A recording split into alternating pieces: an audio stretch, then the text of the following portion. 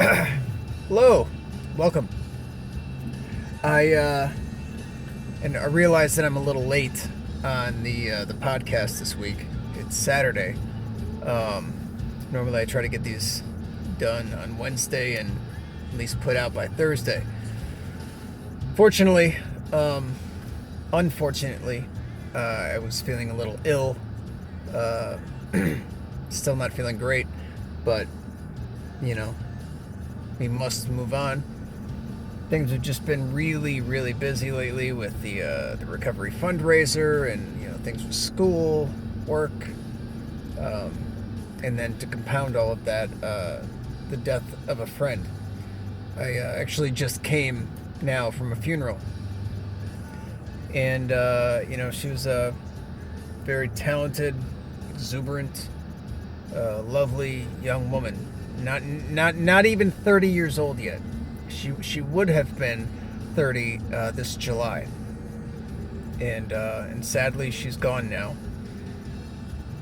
And I'm a little beside myself with the feelings of grief and just kind of exhaustion that go into recognizing yet another death that I believe could have been avoided. Now, I'm not in any way implying that I have direct knowledge of the cause of death, but I do think that her broken heart contributed greatly to her untimely demise. So I guess I just wanted to take this moment to talk a little bit about how we grieve and how we process pain.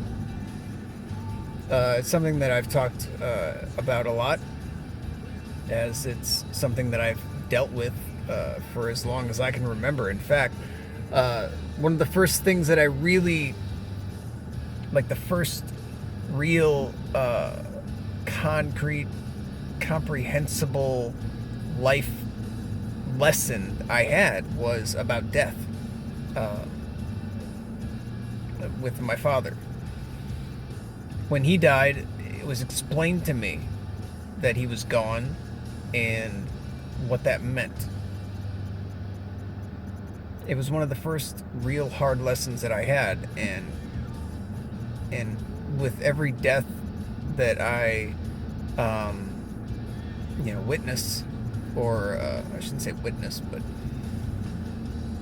every death that I feel for a friend or a family member or whatever, person that I'm connected to in life, it always hits me very hard, and not in a way that I try to martyr myself and say, "Oh, poor me," but it affects me, and I don't try to ignore that. It not only elevates my sense of mortality, but it reminds me of just how vulnerable and sensitive we really are, and in that it can be very crushing. But I believe that it's nothing to get down on ourselves about. It's like, oh, why can't I handle this? Too many people I know spend far too much energy and time asking themselves that question and thinking negatively about themselves because they can't, just shape up and ship out and go to work and, pay their bills and, whatever. When they're hurting, they're really, really hurting. Take a break. Take some time. Allow your wounds to heal. The last 2 days, I didn't really get out of bed. I mean, I went to the bathroom, I let the girls out, I ate a couple of times. But, like, with, feeling exhausted from all the running, and very saddened by this new loss. My body just took a physical toll, and and I just had to check out for like 36 hours. Just not really get out of bed a whole lot. Just slept. Try to drink a lot of water. And it's good, it's good for me. But there were times in that where it was like, oh, you should really be able to just get up and go, get up and face the day. Why do I talk to myself like that? Why do I even go there? Why do I think it's necessary to think that, oh, I don't have the right or the privilege or whatever to just sit with how I feel and just be in that.